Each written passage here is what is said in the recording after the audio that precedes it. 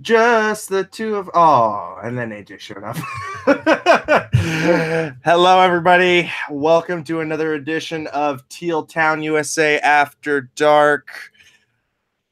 Unfortunately, the Sharks fall to the Vegas Golden Knights 5-3, or maybe it should be the Vegas White and Black Zebras. Well, we've got some stuff to talk about.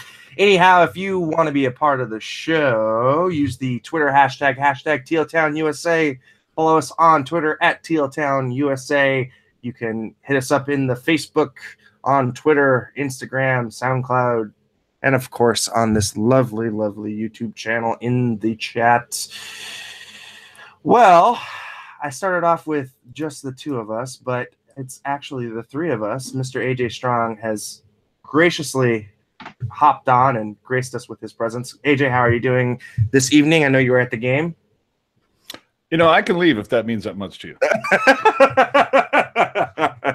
No.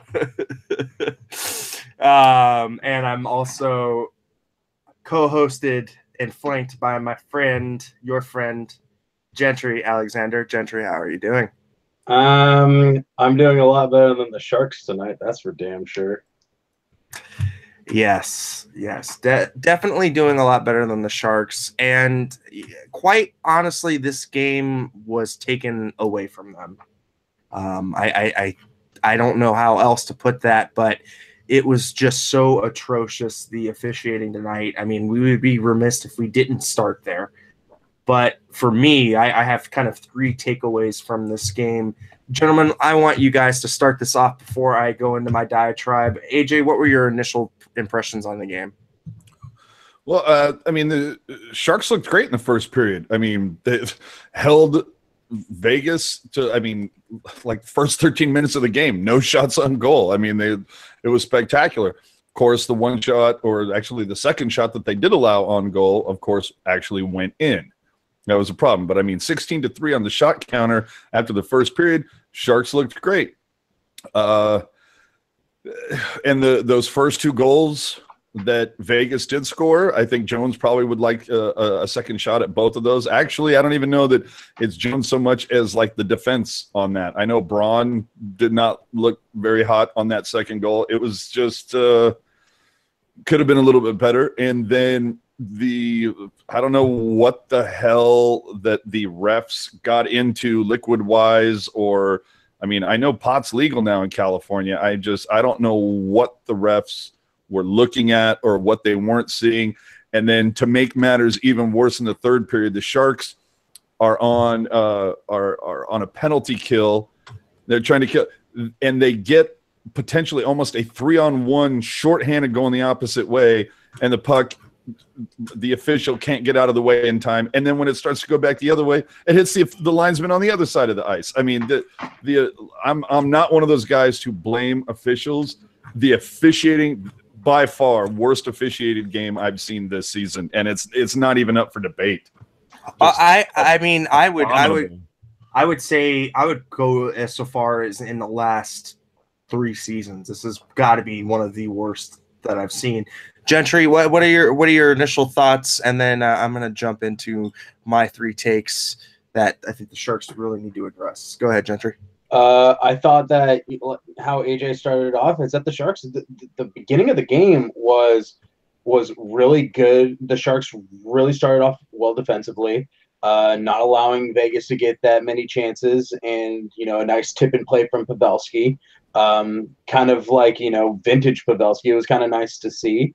And then it just all of a sudden, in the span of in the last half of the first, and then in the first 30 seconds of the second period, it all started crashing down on the Sharks, because it started off with bad defense, just leaving Jones out to dry. But Jones didn't help out his case either, because he was allowing weak shots to get by him, to beat him, on the blocker side over his shoulder. And it just nobody was having a good night tonight, unless you were Vegas and you were capitalizing on all the turnovers that the Sharks were providing, or if you're the refs and you bet on Vegas to win tonight's game.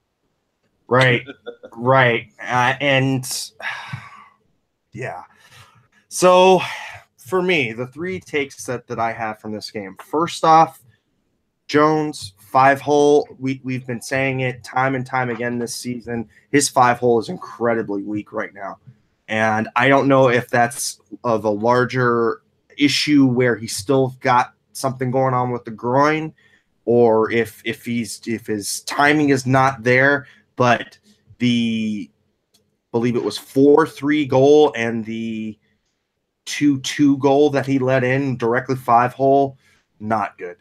And his decision making is still not where it needs to be for the kind of goaltender that he is. Second, this is the second consecutive game, probably third consecutive game, that the Sharks have let the physical play be dictated to them. They have not stepped up physically. I would agree with that, but then again, it's also the second consecutive game where they held the opposition off the shot clock for over 10 minutes of the first period. And that's fine. But where I really have an issue was with nobody putting on hits for Wardo. I mean, nobody's stepping up to the plate for that. And then Riley Smith almost knocking Couture out of the game, and nobody laying a body on him either. I think they were expecting a call. Well, it doesn't matter if the refs are not going to be calling this, and then that, they've got to take matters into their own hands, and that's my third point is tonight the officiating. Gen X. I mean, I don't know if you were watching the game, but there were 4 high sticks on the Sharks players that could have been called. There was one that was called on Alex Tuck on Hurdle, but other than that, it's like, but there were blatant ones right in front of the ref's vision that weren't called, and they just kept going. And there was, and then some weak tripping calls that weren't even trips. It was the Vegas. Oh my God, that one on Bodker, Jesus Christ. Yeah. Like, I'm glad that the Sharks were able to hold him off on the power play, but it kept swinging the momentum in favor of Vegas. And it's like, I don't mean to put on my tinfoil hat, but it just kind of seems like there was a little bit of a conspiracy from the refs. Right. Right. I'm not going to go so far to say conspiracy. And yeah, okay, Vegas maybe only got like one more power play. But I mean, if you look at that tape, you watch this game, the Sharks should have had easily 3 more power plays than Vegas tonight. And again, it's not even up for debate, man. Just look at the tape. It's ridiculous. Right. And there was a hit on Pavelski that was missed, and then there was one right in front of him that Joakim Ryan gets hit right in the face, and everybody's looking around like, what is going on? And there was supposed to be at least a 5-minute penalty, I think, on Riley Smith for his dirty hit. And like, even DeBur was just like enamored, or like was just in shock over by the officiating of this game. But well, I will say all the Sharks games that I have been to, I have never heard the "ref you suck" chant happen more or louder than this game. They had it going at least 5 or 6 times. I've been to a couple of games where like once, maybe twice, not 5 times.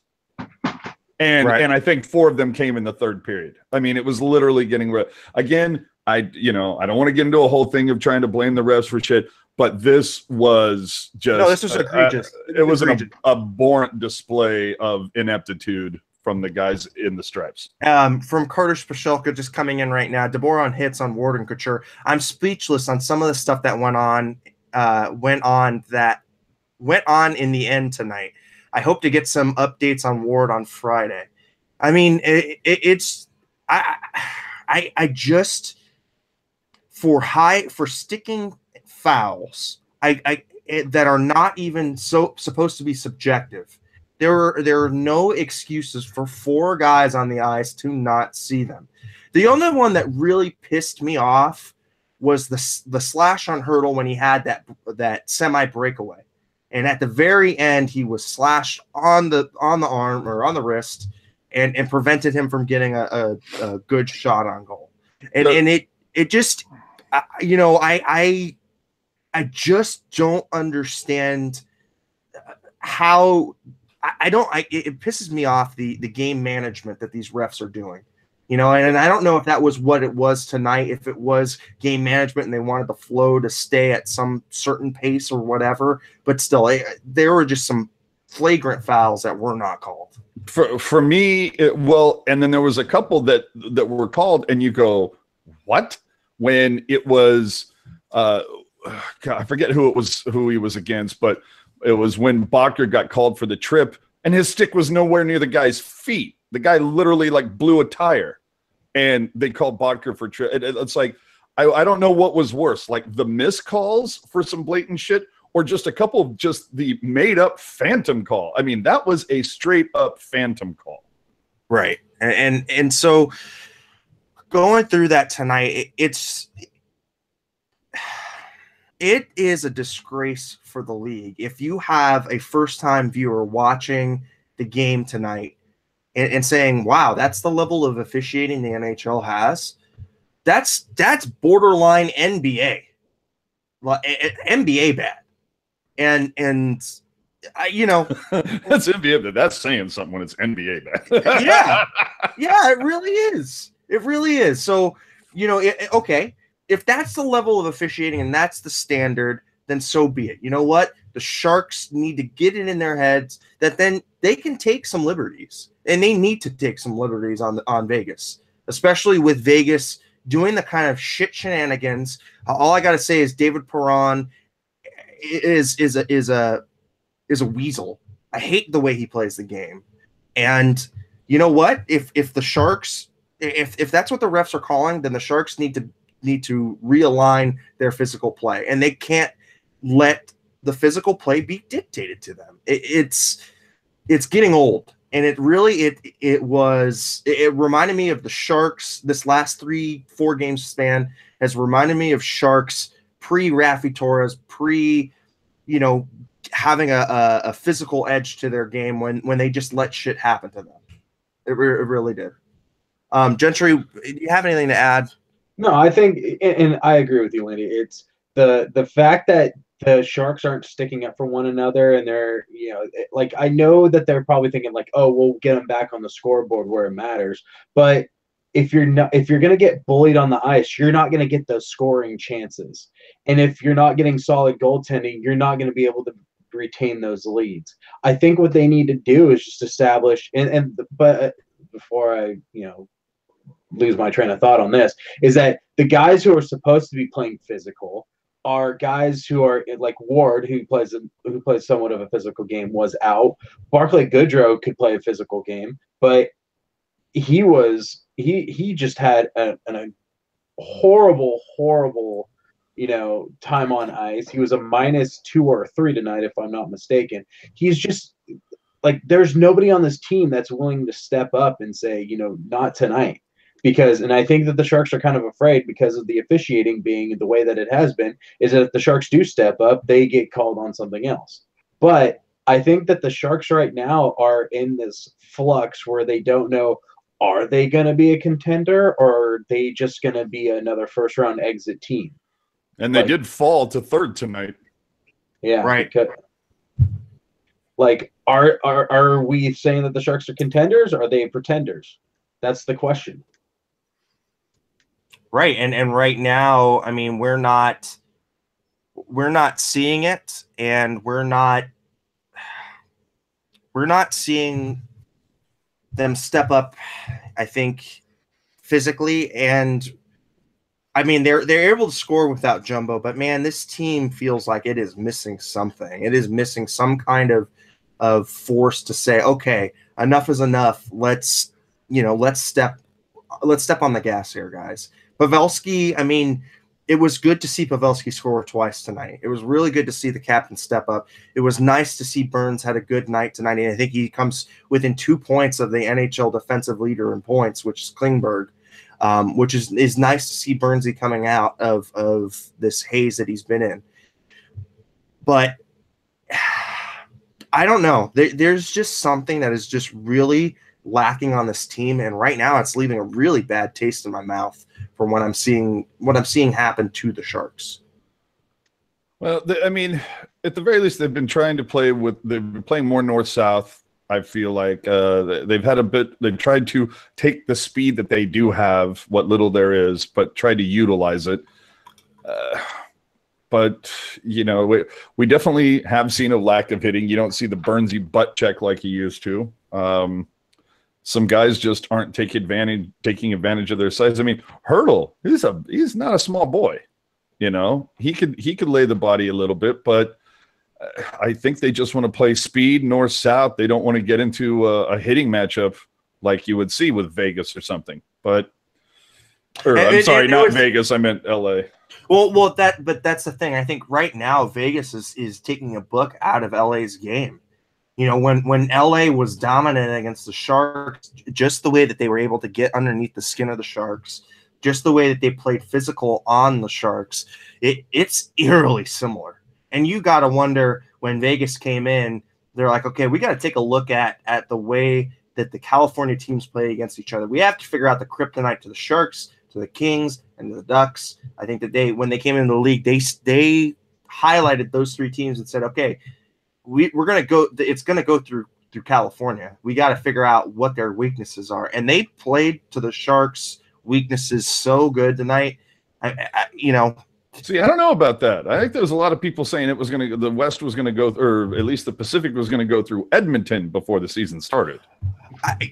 But Edmonton reacted to the way that the California teams have played. I mean, Peter Chiarelli, he went through and stocked his team with heavy guys who can't skate with Connor McDavid, because he said, I got to play against San Jose. I mean, my team's got to play against San Jose. My team's got to play against LA, and it's got to play through Anaheim. And you consistently see that as the benchmark that the teams are going through. I mean, it's kind of become a weapons race in the Pacific to who can play the biggest, fastest game possible. Okay, let me just ask you a question, because I'm clearly missing something, because I'm looking at the standings, and it says Calgary 28, 18, and 8 for 64 points. San Jose, 28, 18, and 8 for 64 points. Yet Calgary has one more row than San Jose, even though they have identical records. Am I missing something? Because one of the Sharks' wins came in a shootout versus one of the overtime wins for Calgary. Okay. Now that makes sense. Yeah, so it's regulation or overtime wins is a row. Gotcha. So, I saw it in a snapshot like that. I was like, wait, what? Right. I'm on it. I missed that part. Never mind. and you see everybody in the chat book. No, it's one of those things you just slips your mind for a second. Yeah, no, definitely. So I guess let's kind of go around the West, kind of just update everybody on play. Tonight, with the Sharks losing that game, they do fall to third place. Calgary has climbed out of the hole. It just seemed like a few days ago that they were looking up in the standings 2 to 3 points out of a playoff spot, and now they're back in it. They're in second place right now in the Pacific. Vegas Golden Knights lead with 76 points, followed by Calgary with 64 points, and the Sharks at 64 points, heading over into the wild card. Dallas has 68 points, and Minnesota has 64 points.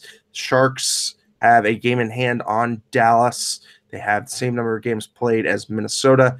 In the Central, Nashville leads the division with 73 points based on number of games played. Winnipeg has 73 points. They're tied, but they have played one more game than Nashville. St. Louis in third place with 69 points. And then we go down to Los Angeles with 63 points, but a game in hand on both Calgary and San Jose. So what does that mean? If LA wins their game in hand, they leapfrog San Jose and Calgary, go into second place. Calgary drops to third. San Jose would drop out of the playoff race if Los Angeles wins that game in hand. That is how tight it is right now. You go from third. It's also how dominant the Central is, too. Yes. Because if the Sharks don't make top 3, I don't think they're making the wild card. No. Well, they would be tied with Minnesota in points, but they would lose the tiebreaker. So that still is, that second wild card spot still is an option, but they've got to basically get some more rows for that to be, a real viable option. And then, of course, Colorado has a game in hand, and they have 62 points. And then the Duckies are still hanging around. Now they have played one more game than the Sharks and the Flames, and they've played 2 more games on Los Angeles. They don't really have a lot of time to mess around. So, I mean, Anaheim's still kind of in and around it, but, time's kind of running out for them. And there's no timetable for Thornton's return, and I would hesitate to say that he comes back before playoffs start. And I think it's a challenge for the Sharks to make the playoffs. I don't think so. From what I've heard, it was a grade 1 to 2 sprain, and the timetable, from what I'm hearing, is 4 to 6 weeks before he gets on the ice. So, well, I like 4 hours ago, whatever it was, I literally spoke to Doug Wilson, and he said that Thornton is working out like a madman right now. I mean, he's just there all the time going through the PT, trying to get back, but they're not going to rush him. And it's pretty much kind of like, Jumbo wants to get out there, but they're not going to rush it. And it's kind of like, dude, you've lost both. I mean, not lost, but you've had issues now with both your knees. You need to be 100%. There will be no going to playoffs playing on one leg. Right. Well, he's got to make that $8 million somehow. Yeah, but I think right now it's just like the Sharks are just a team without an identity, and they're a team without a voice in the room that's going to lead the way. And because if it's Joe, if it's Jumbo that's supposed to be leading the way and he's gone, what does that say? And is the coach's message not getting through to the players? Is the locker room sick of PDB? What is going on that is in the locker room that is collectively getting into the players' heads? This is almost reminiscent of of the 2015, of the end of the 2015 season, where they were just lost. And actually, what Wilson said today is that the players are actually 100% behind PDB. They've respected the fact that a lot of people thought Jones was going to get the day off on, when was that? Was that the Carolina game or the Columbus game, I think? Or maybe it was the Detroit game, because it was the second of back-to-backs. Everybody thought Dell was going to start, and he put Jones right back in there and to try to get him going, and then was able to get Dell in there.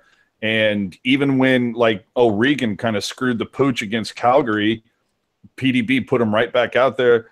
And they were talked about it today at the Insights, where all the guys basically kind of gave a stick tap to O'Regan, saying, dude, forget about it, move on. You're going to make a play. Just, don't let it phase you. And then he ended up having some, he finished that game really strong. And at the end of it, with Ruzanowski, he said, I learned a lot about the game from tonight. No, and I don't think that this is a coaching issue. I really don't. I think it's a talent, and it's a lack of talent, and they're missing a couple pieces. I mean, with Joe, the team was competitive, and the team could challenge for that 2-3 spot. Without Joe, they're bubble at best. Yeah. And right now they need a physical presence.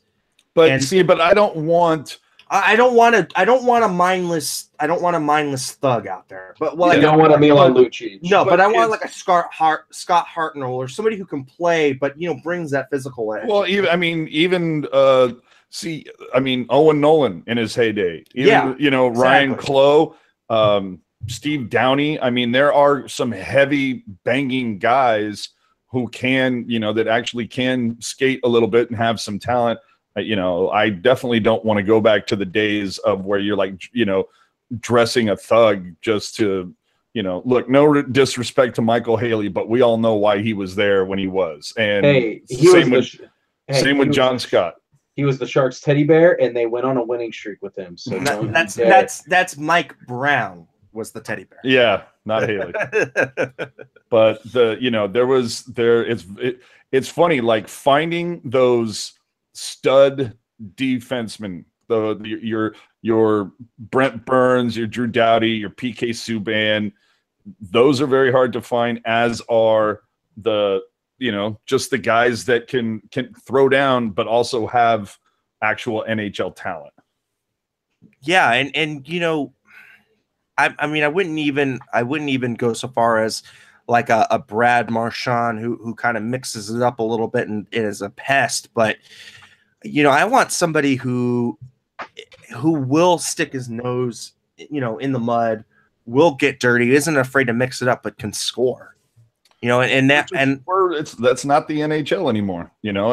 And don't get me wrong. I miss days where you'd see guys like Scott Thornton and Mike Ricci, Nicholas Sundstrom just go out there, play heavy games, as would Owen Nolan. I mean, heavy physical games. That's one of the things that I did enjoy about watching Daryl Sutter coach Sharks teams, is that even if they weren't going to get you on the scoreboard, you were going to feel that game on the plane the whole time.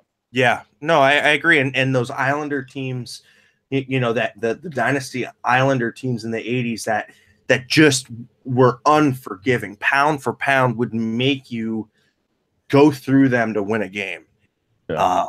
I right now I think of a player like, oh goodness.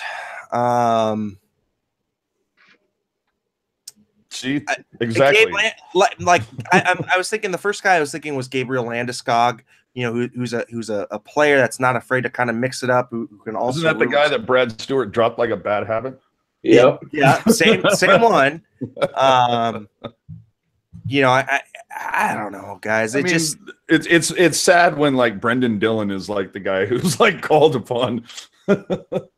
I like Rob Iman coming up with Mike Hoffman. I like Mike Hoffman as well. Patrick Hornquist. Patrick Hornquist was a real big thorn in the side for the Sharks in the Stanley Cup final. That would be a kind of a good player to have.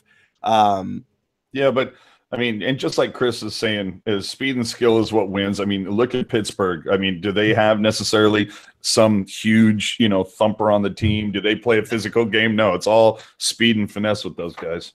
Well, except for Patrick Hornquist, right? Which does play that kind of agitator, mix it up kind of style.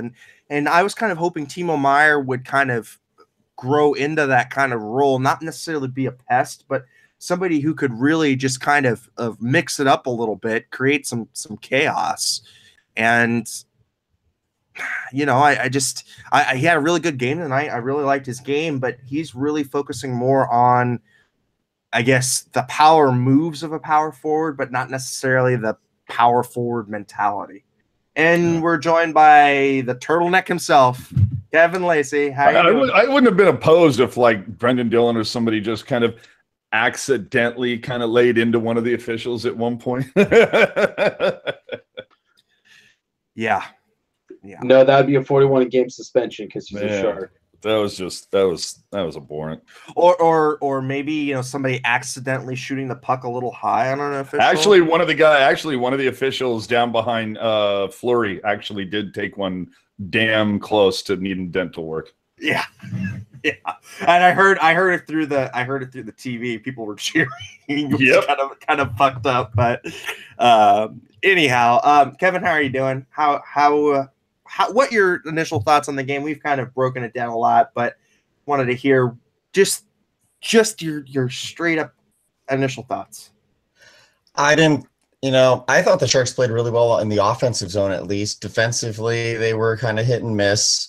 But goaltending, very strong in the second anyway. First period, nah. Third period, nah. But overall, I like the Sharks' effort tonight. It really sucks. The officiating was pretty bad. I don't think it was as bad as what the fans were laying it on, but it was just snowballing on those guys because it was like 4 bad calls in a row, and now everything needs to be called whether it should be or not kind of deal. So, but that was really aggravating, but a very entertaining hockey game. And well, it was bad calls, it was fun. missed calls, it was made up calls. I think that's what it was. Like if it was calls that were like consistently missed throughout the game, I think then you have like an argument. But when a couple of them were just straight up phantom calls, and you're like, when Bodker got called for the trip and his stick was nowhere near the guy's skates, you're going, what? Right. Can you break down a little bit on the goaltending? I mean, I thought that Martin Jones's 5-hole was just horrible tonight. So on that first goal, yeah, that was really frustrating because I thought Jones made an excellent save on the very first shot he faced, which was with 5 minutes left in the first period. But then he had that play covered, and for whatever reason, he just spread the legs and Holla put it right through him. And it was like, whoa, just I'm sorry, who? Ground, you're fine. What are you doing? Yeah. Second period, I thought his rebound control was excellent, and he had to be because Vegas was all over the Sharks for the first 15 minutes of the second period. I thought Jones looked just really strong, really poised, and I was hoping it would carry over into the third, and it started to get a little sloppy. And then, yeah, I mean, the fourth goal, sure, that beat him 5-hole, but Brent Burns was playing that 2-on-2 like a 2-on-5. Like, if you're the defenseman, you should not be pinching at the blue line. So that was just, to me, that's what caused the goal, no matter where Jones was positioned on that. Right. All right. And then, I mean, what about the dictation of the physical play? I thought that, to me at least, it looked like Vegas was ready to play the body a la LA Kings of 2 years ago. And kind of playing those sneaky, dirty kind of hits, and accidentally not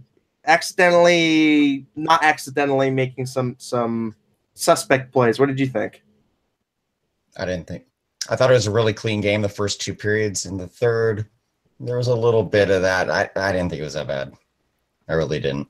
Yeah. I thought that Vegas did set the tone. It would have been nice if the Sharks, I mean, both teams played very timid the first 2 periods. I didn't think either team was playing physically at all. The Sharks had a couple opportunities to line James Neal up, and they did absolutely nothing. And even when Vegas did start to pick it up in the third, the Sharks still didn't really do much.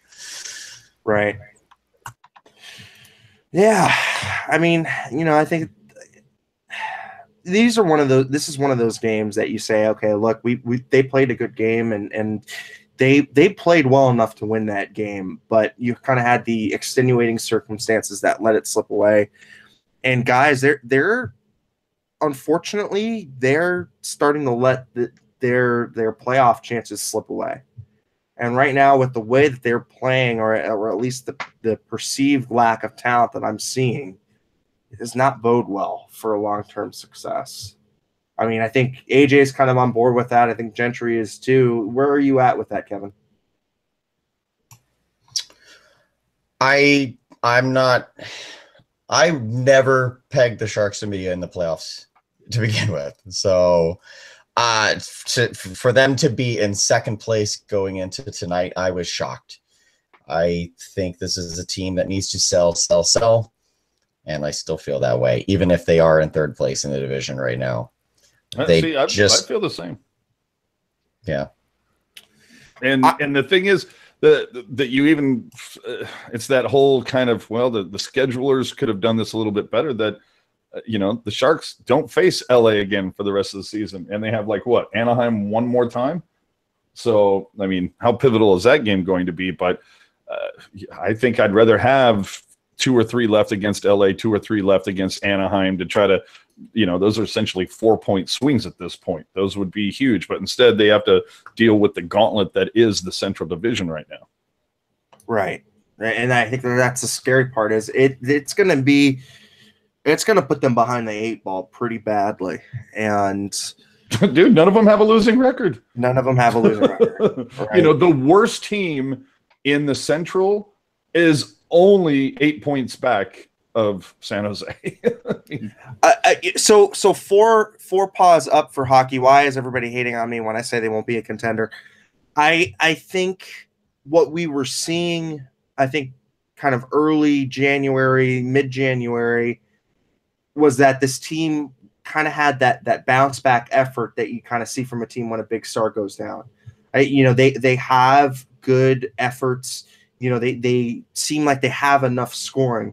But really what wears you down when you lose a big piece like a Joe Thornton is that extended level of play for an extended period, right? It's like in baseball. It's not the big thumper going out, but it's the guy hitting for average, the guy moving your pieces up a base by base kind of player, right? It's somebody that you look at and go, okay, I'm banking on this player to have 20 points in 25 some odd games.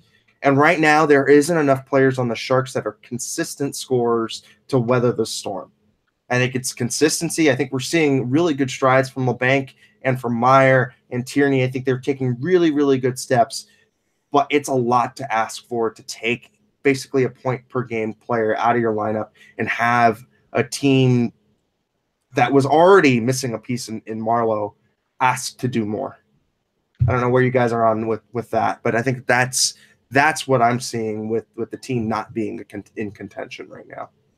You know what? I feel like if this team isn't going to be in contention, I think you should start, seeing what the Barracuda has to offer, because there is a winger that is on the Barracuda right now who is just tearing it up, and I'd love to see him, play at least a couple games in the NHL just to kind of see where he would match up. Balsters, I think, would be a nice welcomed sight for this team that lacks speed and creativity, because Balsters has both of those things. And he is right now just ripping through the American Hockey League like it's nothing. The only thing that I see against Balsters is that he is a Latvian hockey player that hasn't had enough pro exposure. And that's what I worry about with him being called up too quickly. Well, just for a game at least, because you got to, he was in the All-Star game in the AHL. I mean, you're going to have to at least see what he can offer and at the NHL level at some point. I'm not saying for a large stretch of time, but I am saying for like at least a game or something like that. Dude, do you remember Nolan Schaefer? Look, called up one game, looked spectacular, never saw him again. Kevin, what you're probably more up and up on the Barracuda. What do you see from Balsters? What do you think? What do you think his timeline is like? Balsters without O'Regan, well, Sorensen's down there again, I think, but without O'Regan and the other weapons, Balsters is the best player on a really bad team. So he's right now. He was an AHL All-Star as like the 17th replacement due to AHL call-ups. Like, he's okay, but he needs the full year in the AHL. That would be counterproductive to put in the NHL. Look what happened with Goldobin when they called him up for a couple of games. Right. That's kind of where I'm at with him too. So I just worry that they'll have a Mirko Mueller or they'll have a Goldobin problem where. Sorry, Gentry. Sorry, I didn't mean to put you. I can't buy into that. It's fine. I mean, he's going to replace Marleau next year. It's fine. No, and you know what? I think out of camp he's got a really good shot. I think he's got a really good shot at making the team. Especially if Thornton's not here. Right. Yeah, I can see him playing on a wing with Tavares and Pavelski. I think it's going to be great. All right. Well, speaking on the Tavares front, I guess it's time to get baking a little bit on that good California weed, or as we like to say, the trade deadline funsies. Did somebody say trade? Yes, somebody said trade. All right, guys. I think we're kind of all in similar camps of the Sharks should either stand pat or be sellers. I'm in the stand pat, kind of see what you have right now. Don't give up anything that you got. I think For AJ, he's in the sell camp. Gentry's in the sell camp. And Lacey, where are you at? I think you're probably square in the sell camp too, right? Yeah.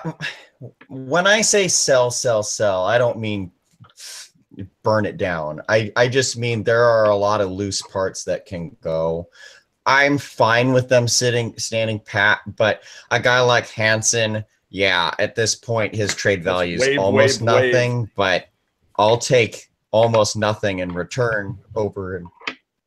Yeah, I'll take a 7th round pick and a bag of pucks for him. Sorry, AJ, you might just get the pucks. Yeah, that's what I'm saying. I'll take anything. Besides, Sharks are good. You know what? Drafting. Take a 7th round pick and then have them pay for our soda for a year. How about that? Okay. Yeah. But I mean, honestly, but I'm just you're talking about Yannick Hansen, who was a serviceable top 6 guy for Vancouver for a while, or a middle 6, played well up there, and has come here and is just like proceeded just right off a cliff where guys like Sorensen are, getting in ahead of him. You got Goodrow getting in ahead of him, who was perennially in PDB's doghouse. I mean, it just who wants this guy? A 7th rounder would be like, 7th rounder, kiss my ass. Like, I'll just wait until the off season. Yeah, no, I agree. And the other piece that I think is really interesting for a team like the Islanders would be a Paul Martin, because right now he's just kind of just wasting away down there. And I've said it before, either a reunion with the Pittsburgh Penguins or the New York Islanders, who are really desperate for some blue line help. I'm not saying anything high, but maybe try and get a 5th or a 6th, or just waivers. I hate saying this because I always been a fan of Paul Martin. Paul Martin's not an NHL defenseman at this point, because I did see him play on Monday in the AHL, and he still has his wits, but even at the AHL, he is an average skater down there. Like, it's funny you say that, because Doug Wilson talked about him today, saying that he thinks he's played very, very well down there, and is hoping that he gets the opportunity to come back up. But now, does he have to go through re-entry waivers? Yeah, if he gets, he's played fine, but that's. I'm asking, does he have to go through re-entry waivers, or because re-entry waivers got eliminated in the last CBA? Oh, okay, cool. All right. Just could not remember if that was still a thing or not, but I don't know. I mean, again, you're not going to get Jack for Hansen, especially with them UFA after this. If he had another year, maybe, but I can't. No one's taking his tired ass. And then just looking at this, I mean, you gotta try to buy out Paul Martin. You got to buy him out. I agree. Either that, or you eat some salary to just make him go away, because I'll buy him out. Yeah, I mean, I don't know what else where else really to go. I mean, what other pieces do the Sharks have that might be interesting to somebody? Ward? I mean, would Ward be something interesting for somebody? Probably. He probably has the most value of the bottom 6. 37 years old, UFA. Injured tonight. Yeah. I mean, it looks like he's okay. They got pictures of him like autographing jerseys after the game, so I don't think he's too terribly bad off. I think the person that you have that has the most value is Dell. Right, but what are you gonna get for a backup goalie? I mean, you want to talk about things that are not really. Hey, well, it depends on what happens. If you see a team that is like up there, say that oh God, what's that cat's name in Tampa? Vasilevsky. Yeah, I can never get that name off correctly. But you see Vaz go down. You watch how fast they want to make something happen for Dell. When it's a couple, I guess they have to. I guess Vaz would have to go down before February 26th. But I mean, if something happens to somebody, you could potentially see somebody coming along. Or let's say you're a team that has pretty darn good defense and pretty darn good offense, but you just don't have goaltending. a la the Islanders. A la Edmonton. Yeah. But you're never going to trade. You won't trade Dell to Edmonton. No, I know. What about trading Dylan DeMello? I have not liked his game lately. Oh, he was awful tonight. He kept getting pushed around like a rag doll. Yeah, but that's another one that, his contract's up at the end of the year. But so he's RFA. He's RFI. So it is a little bit of cost certainty there. Cost certainty. The guy that I'd like to see dangled to see what he can fetch is Brendan Dillon. Yeah, maybe a sell high situation with Dillon. Sell high. I mean, it's only 27. Only 27. He's got 2 more years left on his deal. He's proven that he can play some top, defensive minutes. Not fantastic, but he's been able to pull it off with some skill. I think Dillon is one of your better assets. Or Justin Braun. I would get rid of him in a heartbeat. I don't think so. And Wilson really likes Braun. Yeah, he's the blanket. He's the blanket to Vlasic. I don't think Vlasic signs his deal unless he's got some kind of like wink handshake with Doug saying, "Hey, look, you got to bring my partner back." I think that they're just too close knit. I don't think that Wilson would do that. But Brendan Dillon, I think, would be an interesting piece for somebody to pick up. Again, you could try and sell high on Dylan DeMello, who's been in and out of the lineup this year, but he's still pretty young. That might be attractive to a New York Islanders. I mean, the other thing that I'm looking at though is I'm looking at the Rangers and just that they've come out and basically said we're rebuilding. They've sent some letters to season ticket holders saying that that's the direction we're going into right now, and they have kind of soured on some players. I've heard JT Miller kind of being in and around the rumor mill there, Chris Kreider and Kevin Hayes. I mean, those are some interesting pieces. I mean, I don't want anything to do with Rick Nash unless we get some kind of window about Jumbo and how long he's going to be out, because that would only make sense if Jumbo was going to come back. Right. At any kind of health level. So I'm looking at players like that. I'm looking over at Montreal, a player that I kind of thought was kind of interesting would be like an Andrew Shaw, who kind of likes to mix it up a little bit, kind of a little bit of a thorn in the side kind of player. I really like Brandon Gallagher, but you're never going to pry him away from Montreal. But he's another kind of player that I kind of like that.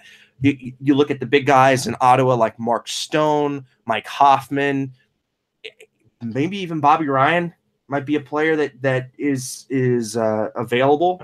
The only way I would take Bobby Ryan is if we were able to customize him a glove that was made entirely out of metal, because that guy's hands is more fragile than all of Marty Hablat's body at this point. Because when he uses his hand to sneeze, he injures it. That's how bad his hands have been. He's going to have arthritis and hand issues for well into his, past his playing career. For me, if I was to make a move, let's say the Sharks are, in playoff contention by the end of the month, why not make a move for a guy like Ryan McDonough? Because that's a puck-moving defenseman, and I would eat that salary because I think he has much more value on defense than like a guy like Dillon would. All right, hold on. If you want to go get a defenseman, who are you trading for him? Yeah, you'd be trading Braun in there, and McDonough is wearing down faster than Braun is for blocking all those shots. I mean, I love McDonough. Don't get me wrong. All right, now I have something that I was thinking about a little bit. It's a little off the wall, but I think this might be something that the Sharks might want to look at. Would you watch right here? He's going to go Pavelski and Burns for Connor McDavid. You watch. No. I'm thinking a 1-for-1 trade. Oh crap! Here we go. Brent Burns. No way. No, hold on. Listen. All right, go ahead. For Carlson. And the reason Sold. why now Sold. the reason why I'm saying this is because Ottawa is all about cost certainty. Ottawa wants to have a player that is locked down, that has a contract that they know that they don't have to sign, and some cost certainty there. The Sharks have excess cap space, and if they took back a Carlson, they could offer him a max deal, and they would be getting a better player out of the deal. And it just might be something that Ottawa might be interested in because of how long they've got Brent Burns signed up for. The problem with that is that they still have Dion Phaneuf's contract, and he's making over $7 million for the next like 3 or 4 years. So, eating that contract as well as Brent Burns' contract, that would put him in cap hell. As much as Landy, whatever you're smoking, please send it up my way. I would like to have Carlson, but I don't think they're going to be able to. Burns is not something that you can move at this point because he's going to be by the time that contract is over, he's going to be in his late 30s.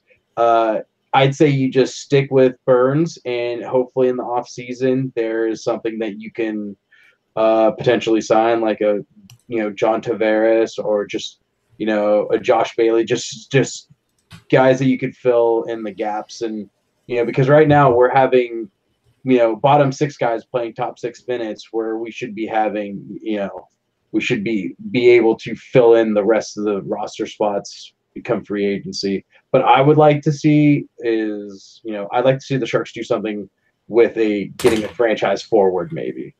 But I mean, okay. I've also been hearing though that LA is sniffing around Dion Phaneuf. Elliot Friedman came out saying that LA, he's heard some rumblings about LA trying to grab Dion Phaneuf and maybe some salary retention being around there. He didn't know how exactly that kind of trade would work out because LA doesn't seem to have a lot of assets that Ottawa would be interested in. But I mean, it's going to take something really creative like that to really help push this franchise forward. And I think the other big thing that would be a detractor from the Sharks' point of view from this trade is just how much they've marketed Brent Burns. There you go. Right. How much they have invested in him marketing hockey ops wise. So, I mean, that was kind of floating around in my brain. Like, man, something wouldn't surprise me if the dude has a penalty in his contract if he shaves. Right. But I mean, like that is something that would kind of really be interesting. Like, man, if the Sharks could really swing for the fences to try and shift the franchise a little bit, like a franchise altering trade. Yeah. Agreed. Somewhat of a franchise altering trade when Burns was acquired. That's right. True. Right, but we've been noticing just how bad he is defensively this season, and if we could get somebody like an Erik Karlsson who is leagues ahead of him as far as defensively goes, but and still has that offensive output from the back end, that would be kind of interesting, and I think that would be something that. Like I said, why would Ottawa do the deal? Ottawa would do the deal because they know they'd have Brent Burns under contract and he couldn't go anywhere. And we know how much Eugene Melnyk is a cheapskate. So maybe the Sharks retain a little bit of salary there and say, okay, look, we'll retain like $2 million of the salary, and you guys take them at basically Carlson's cap hit. You give us Carlson. I don't know, just something that I was thinking about that's like, man, that's kind of like that kind of like 1-for-1 move that maybe the Sharks need to do. I feel like right now this team, they're in limbo. They've got obviously Jones, Burns, and Vlasic signed for the long haul, and that's pretty much it. And they're kind of like, okay, well, they're going to have to make a decision about Thornton over the offseason.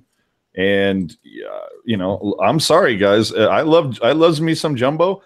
I'm not paying a guy $8 million next season with 2 bad knees. You know, I'm not doing it if I'm Doug Wilson. So, I mean, I think you're seeing the end of Thornton's era kind of going out like a fart in an elevator. You only have Logan and Pavelski signed for 1 more season after this. So you're going to have to figure out what you're going to do with them. I don't mind keeping Logan, maybe adding 2 years to his deal and trading Pavelski. I mean, that's definitely a sell high. I mean, he's going to be 34 next season. He's got $6 million left on for 1 more year. I'd be fine with that. You're going to get Ward off the books. You're going to get Hansen off the books, and you're going to take some of that money that you're going to save from Thornton to extend Hurdle and Tierney. So you got to deal with that, and you still have to, consider what your other options are. I mean, DeMello will come off the books. I can't see them keeping DeMello around, especially if they start seeing somebody like. I mean, Lacey, you would know better than I. I mean, is somebody down there willing? Do you think there would be somebody on the CUDA or somebody even, Jeremy? I mean, somebody that can come up to take that kind of 7-8 spot on the D if they let DeMello go. And I'm glad you got Yoki and Burns, Vlasic and Braun, Heed and Dillon. Well, yeah, I'm glad that you brought that up because that was something I wanted to mention is what are they doing with Tim Heed? Yeah. What? I know. Didn't he get called up today? He got called up today. Yeah. And okay, so what the hell? You've benched him for all but 2 games over the last 5.5 weeks. You send him down to the Barracuda yesterday. It's like, all right, maybe he'll finally get some playing time. And then he gets called up today to take pregame warm-up. Like, what is going on? I don't get that at all. And the thing that makes me kind of nervous is today Doug Wilson in Ice Insights said that we're going to keep him down in the CUDA for a time so he can play 25 minutes a night or something like that and get him some good playing time. And and I had already asked my question for it, but I was like ready to shoot my hand up and just be like, then why did you call him up today if that's the case? Oh man. Yeah, I mean, I'm looking, guys. I'm looking at the UFA list and what the Sharks could go after. And man, after John Tavares, it is not great. That's the other thing too that I think puts the Sharks in limbo is that there are just not a lot of options available. No, right. I think it's you take some money, you extend Hurdle and Tierney and figure out, like Danny O'Regan's deal. Maybe you can figure out a deal to try to get value back for Brendan Dillon or something. I mean, that to me, that is like the one valuable play, unless like Bodker sets the world on fire over the last 28 games. I'm looking at some guys. I mean, maybe, in come off season, what if you're able to get. And remember, the Sharks are pretty well set cap space wise right now. Yeah, I mean, you could go after John Carlson. And that's the thing is okay. Well, maybe this crop for forwards isn't so great. What is good? Well, there's some pretty good defensemen sitting out on UFA. Maybe go after some defensemen, stock up on them, and then try and see if you can't like sell that to somebody and package some things together to get a great player in return. Calvin DeHaan is going to be available, and he's a UFA.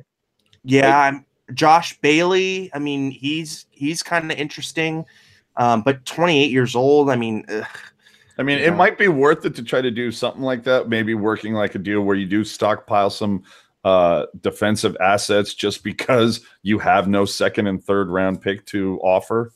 Or James Van Riemsdyk is an interesting player. I'm so tired of hearing about JVR. Seems like every year somebody brings up JVR and nothing.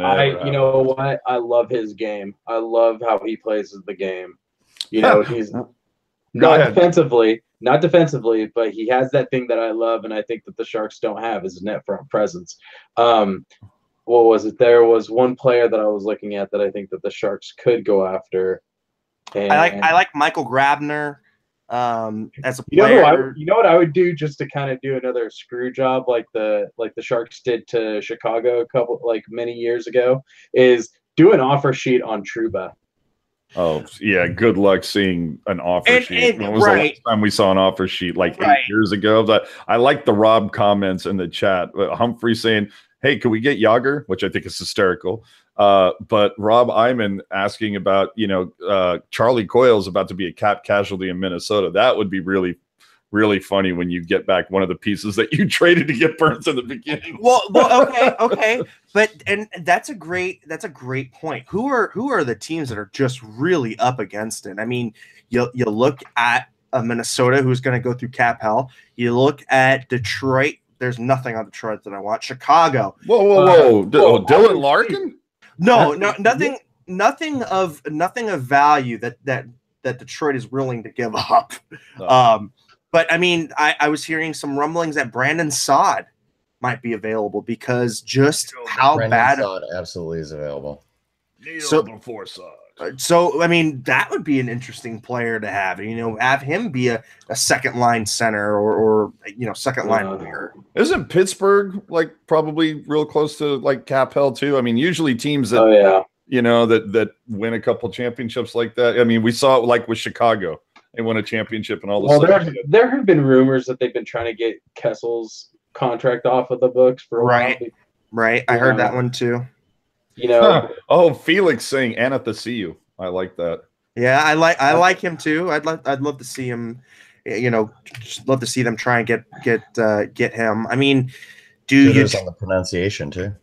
Anathasiu. Yeah. Well, just because the closed captioning, every time Randy said it the other night, he kept saying "happy to see you." Yeah, that's what I always think of too. Well, I mean, if they really wanted to fuck with Detroit, I mean, fucking put 2 offer sheets out on there, one on Larkin and one on Mantha, and then just make Ken Holland squirm. I mean, because honestly, they've got Bertuzzi. If they wanted to really fuck, Detroit up, they put 3 offer sheets out, one on Bertuzzi. Bring back the rivalry. Do it. I don't want to burst your bubble, but I think there's a rule, a league rule about you can't give an offer sheet to anyone coming off their ELC, which all 3 of those guys would be. Oh, damn it. Then Trouba. That would be nice. Yeah, Trouba. That would be good. I mean, Brian Rust. That's kind of interesting. Riley Sheehan. I don't know. God, I mean, look how far down we have to go. Yeah, I mean, I think bad. I think the Sharks' best bet, if they're going to make a move at the trade deadline, is do a salary dump for a salary dump. Trade Mikkel Bodker to another team who has someone who's underperforming just as much as he is, and hope something clicks for the returning piece. Because look at what happened with Riley Smith with Vegas. Florida gave up a first-round pick and another player and Riley Smith just to get rid of Smith because he was doing so badly with the Panthers last year. And look at him. Look at him on Vegas. What's Evander Kane playing make? first line minutes all season. Evander Kane makes around mid 5s, but I wouldn't want to give up 3 pieces to get Evander Kane. That's a pure rental. And honestly, I'm just talking about just because of the whole thing about him being a cancer and and them wanting to get rid of him. That's all. But we should probably wrap up our wish list here and let's go around the league. All right. Well, we'll go to the NHL reach around. Scores tonight. Going through it all. Let's have NHL.com come and work this out. Sabres 4-3 in Buffalo over the Islanders. Les Sabres. The Flames beat the Devils, and damn you, Devils, why can't you just win? 3-2. Canadiens lose to the Flyers 5-3. Oh, Carey Price was not able to Cam Ward that bitch. He usually is able to, but not this time. Ottawa Senators beat the Predators 4-3 in overtime. The Lightning spanked the Canucks 5-2. Blues spanked the Avalanche 6-1. The Coyotes beat the Wild in overtime 4-3. Figure that one out. The funny thing is that it was 3-0, and Arizona came back to win that one. Wow. Stars beat the Blackhawks 4-2. The Blackhawks are just circling around the toilet right now, and yet still have a winning record. Figure it out. Well, technically, if you look at their overtime losses, they're under 500. Well, you know what I mean. And then, of course, the backbreaker tonight, the Sharks lose 5-3 against the Las Vegas Zebras. I mean, Golden Knights. And the Sharks are now relegated to third place in the division with a tie with Calgary. Guys, any last thoughts? Where can we find you? Let's wrap this thing up. AJ? I'm AJ_strong on the Twitter and on the Instagram. Also doing some interesting Instagramming for the Tealtown USA account at Tealtown USA. And don't forget all of the videos and the podcasts and everything, and soon to be some cool new written words found at tealtownusa.com. And the latest episode of the Pucknologist dropped last night. So go check that out, kids. Awesome. Gentry, I know that you're getting back into it after everything gone down, but where can they find you? Where are you at? How can we get in touch with you? You can follow me on Twitter atjalexander46, Instagram, same handle. Yeah, I'll be around if you're trying to get a hold of me on Xbox Live. I've been trying to get a 3-on-3 team on there. You can find me on there as the Uber Steven. And That's yeah, so you can find me on there. So yeah, that's where I'll be. all right. Mr. Lacey, where can we find you? What are you doing these days? How can we get a hold of you? To my knowledge, I'll be on Teal Tinted Glasses tomorrow, and we'll be discussing the upcoming Olympics that are starting. John McCarthy's over there. Danny Miller's over there. But yeah, that should be a good show. I think we're going to discuss the Rangers' woes too, so that should be pretty cool. I do want to just mention, wrapping up tonight's game, this happens to everybody. In fact, on this 6-game road trip, I believe Vegas came from behind, losing in the third period to win at least 4, if not 5 times, trailing in the third period. So we got Vegas, guys. I'm at Kevin Lacey 22 on Twitter, and I guess I'll see you on your local podcast network tomorrow. Yeah, getting Vegas. I hate that. I just go back to that last game of the season, or the last game of the year versus Dallas, where the Sharks could have very easily lost 10-0 in that one. And you know what? At least in that game, I felt like, the Sharks just came out and played like crap. Tonight, I felt like, Sharks looked great in the first period. And then all of a sudden, I'm like, wait a minute, when did this turn into a 9-on-5 power play? Right. I am at Eric Landy on the Twitter, Eric.Landy on Facebook, Instagram, all that crap. Just look my first name and my last name, and I'll be there. Anyhow, for everybody at Tealtown USA, we want to thank you for stopping by and watching the show, or if you're listening on a podcast, we try and get these audios up every day after. We've got something going down. And if you haven't already, please subscribe. There's a little red button, I believe, on the right-hand side. You get the updates for when we're putting stuff out there. And also check out tealtownusa.com. We've got some great editorial stuff. We've got some great content, great written work. And we've got some really, really cool stuff in the pipe.